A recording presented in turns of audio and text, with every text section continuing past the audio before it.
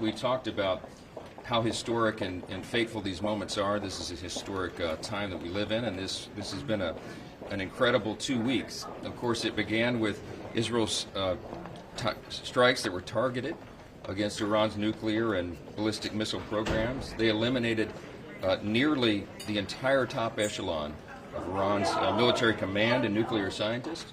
And then, of course, this past weekend, the United States acted as we needed to act, and we had our military forces, of course, strike the heart of Iran's nuclear weapons program. We delivered a major setback that resulted then in a feeble face-saving response from Iran, and immediately thereafter a ceasefire agreement.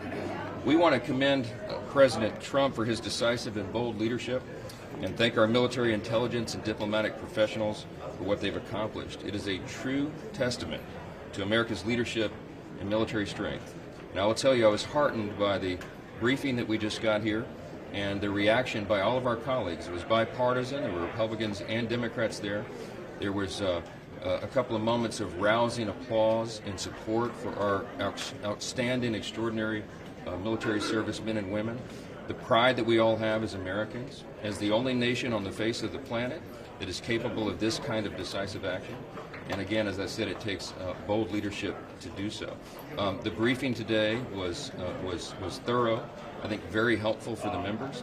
They relayed very important information and answered a lot of the questions that were in the minds of members of the House here, and I know they did the same in the Senate yesterday. So we are blessed to be led by a cabinet of officials who are so good at their jobs, to have the acumen of an extraordinary chairman of the Joint Chiefs of Staff, General Kane, and all of the personnel that work there at the Pentagon and in the U.S. military.